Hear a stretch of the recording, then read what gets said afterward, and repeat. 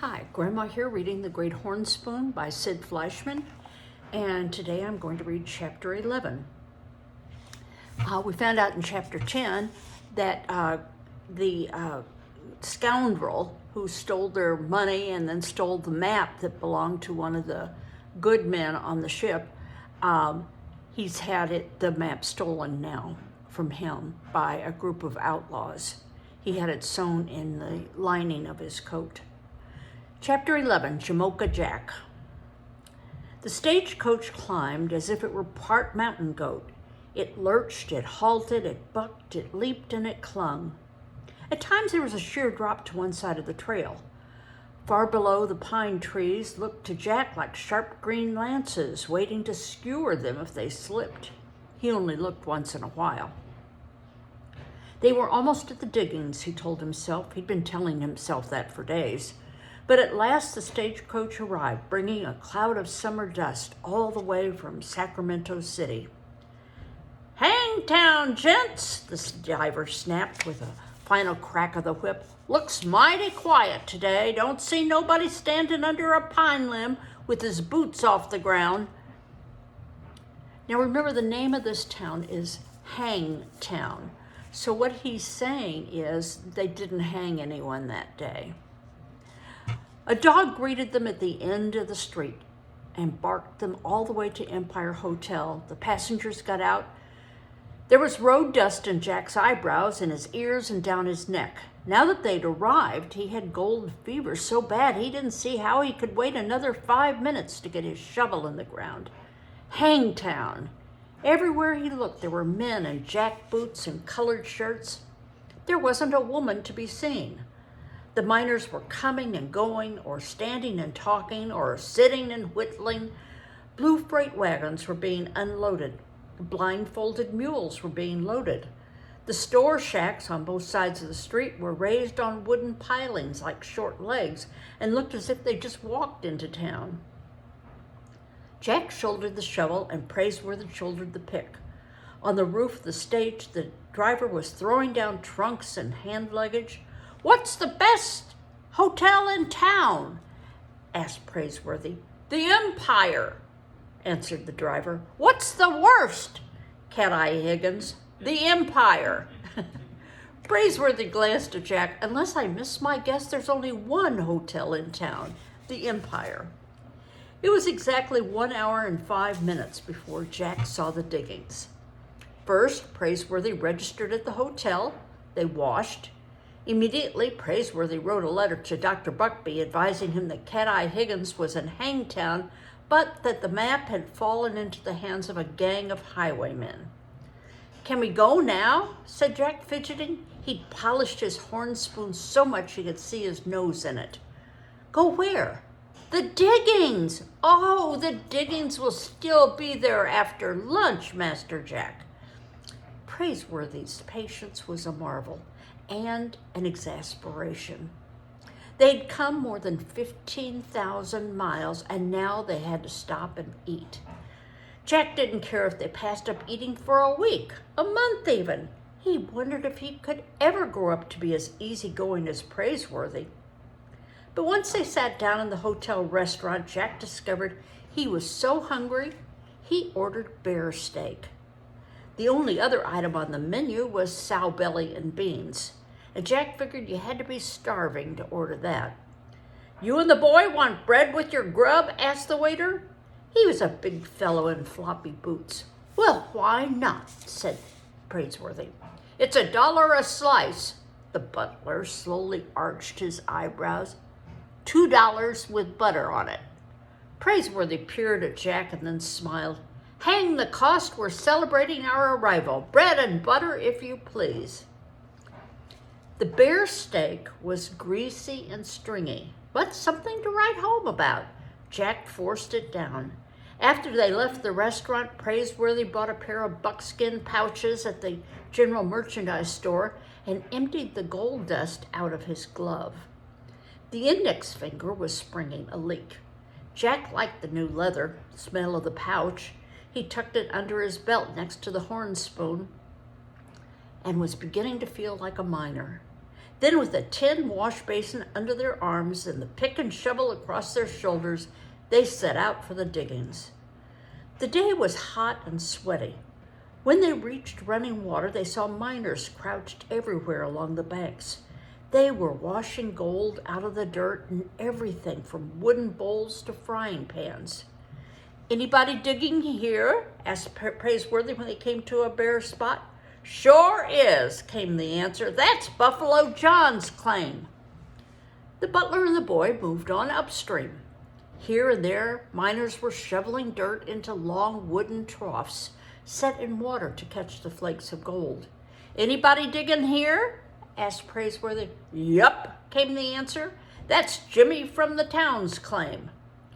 On and on they went, looking for a place to dig.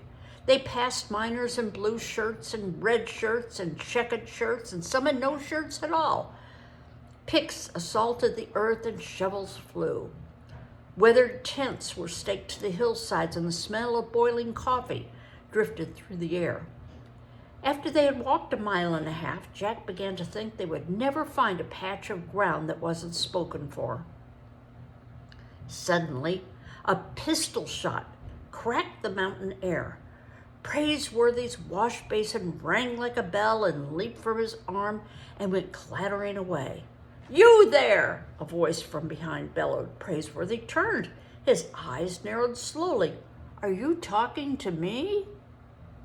"Talking and shooting. What you doing with my washpan under your arm?" Jack stared at the man. He had a thick, tangled beard, and his ears were bent over under the weight of his slouch hat. "Needless to say, you are mistaken," Praiseworthy answered. "Until this moment, I've had the good fortune never to set eyes on you or your washpan, sir."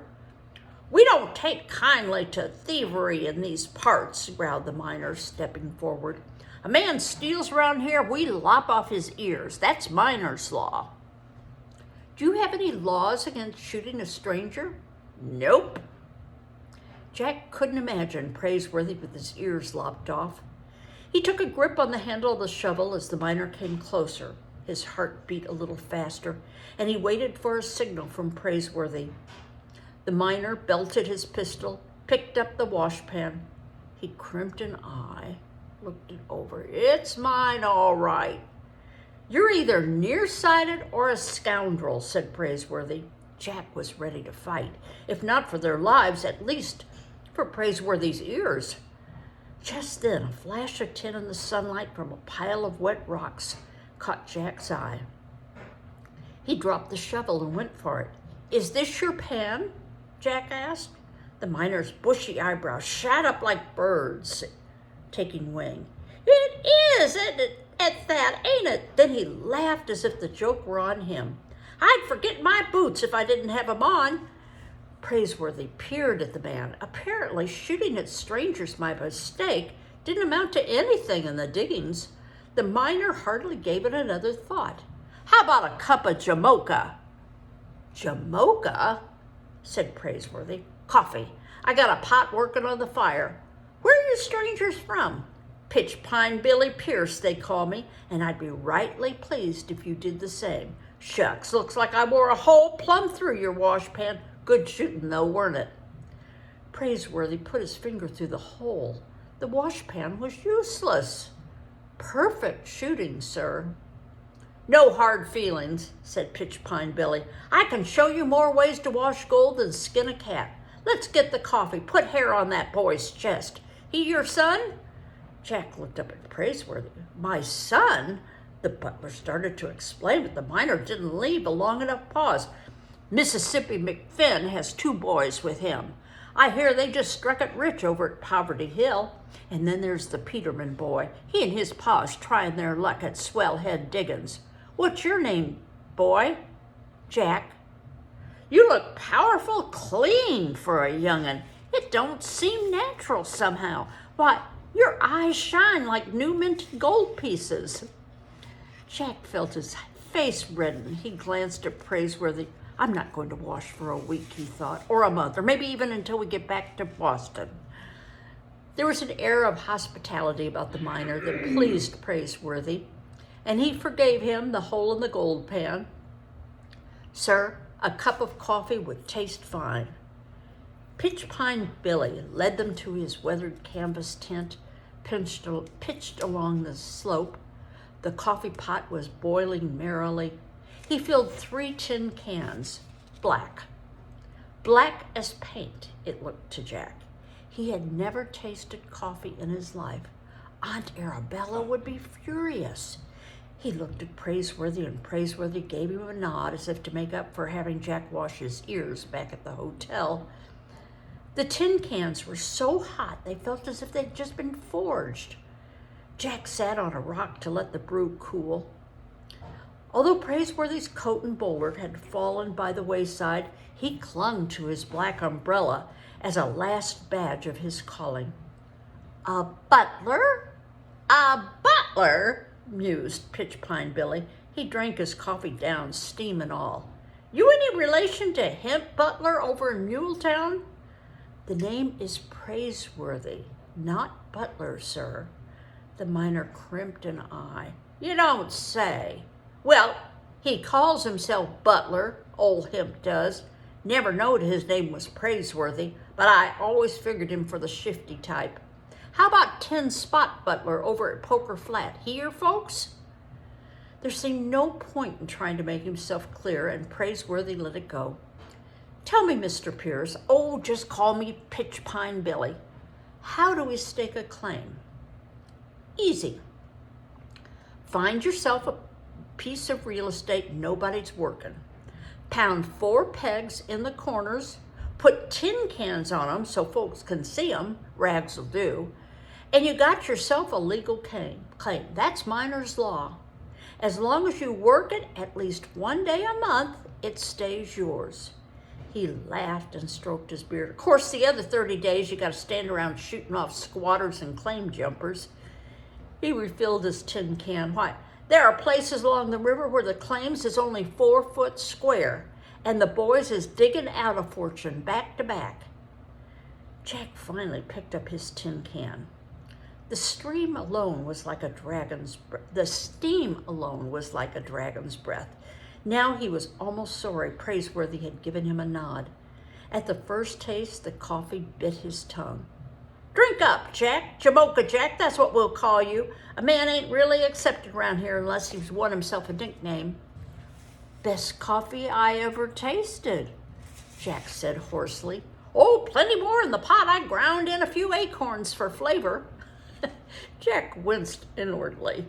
Jamoka Jack, the name pleased him, but he wasn't sure he could win it. The coffee stung and burned and tasted poisonous. He forced down another mouthful. He was afraid the miner would take back the name if he didn't drain the can. He tried another swig, but it wouldn't go down. Praiseworthy, catching Jack's distress out of the corner of his eyes, shifted his position. The tip of his umbrella jiggled Jack's elbow, and a tin can jumped. The coffee spilled.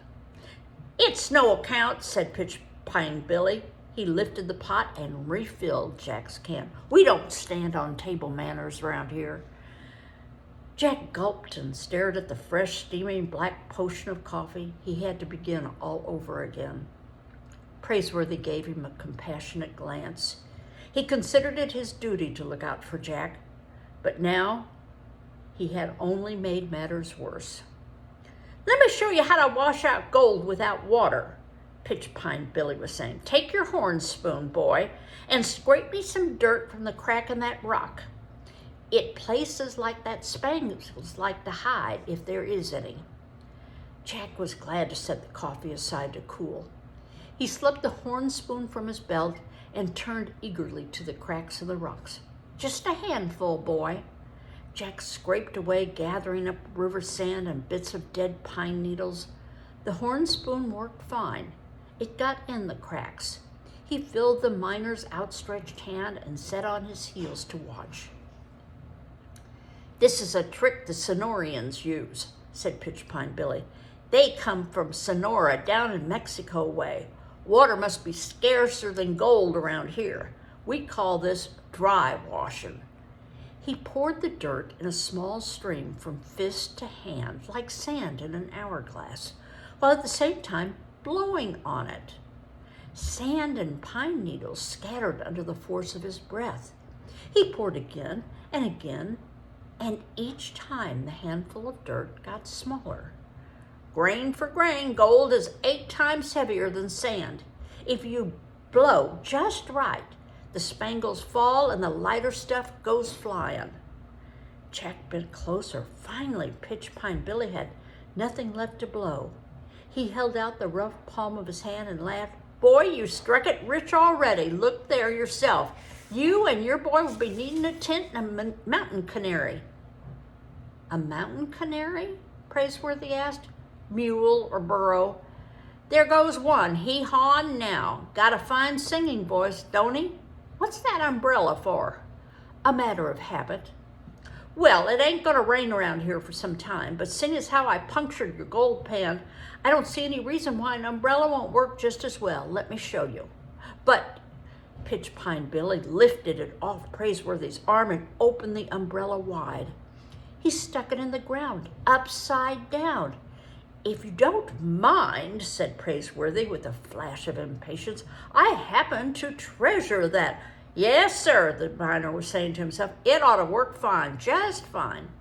Then he began shoveling dirt into the open umbrella. Praiseworthy watched with a kind of quiet horror. He carried that black umbrella for years, and now it was being ruined before his eyes. I'll thank you, sir. But by then, Pitch Pine Billy had lifted the dirt-filled umbrella into the water and was dunking it. He began to twirl it by the handle. He dunked and twirled and twirled and dunked. Why, I pan gold in pocket handkerchief, the miner said. The dirt dissolves and washes through and leaves the spangles behind. Jack, meanwhile, was working the slickens out of his pan. He'd step out of the water to warm his feet and take a sip of coffee and then return. He worked 2 pans of dirt without finding a speck of color, but then he didn't exactly have the hang of it. He was losing the gold with the slickens, but he stayed with it and his feet turned blue. Finally, Pitch Pine Billy was no longer plunging the umbrella, but working with a deft, gentle washing movement. He fingered out the rocks and after another moment returned the umbrella to Praiseworthy.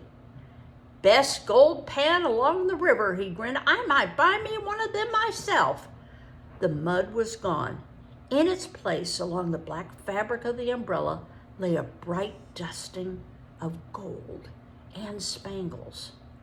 Praiseworthy crimped an eye and smiled at the hospitable miner. I think I can get the hang of it, sir. He removed his shoes, rolled up his trousers, and set to work. All through the afternoon, Jack could be seen panning and taking a sip of cold coffee, and Praiseworthy cut an elegant figure, plunging a muddy umbrella in the stream. Finally, Jack reached the bottom of the tin can, and that was that. Yes, first-rate coffee, Pitch Pine Billy, he said. First rate. Glad you liked it, answered the miner with a bushy-faced grin. Jamoka Jack. And now I look at this picture and I can see that that is what the picture is, I think, is showing how they were mining gold using the umbrella. Well, that was certainly a fun chapter. I always like characters like Bush Pine Billy. They're fun. Bye-bye.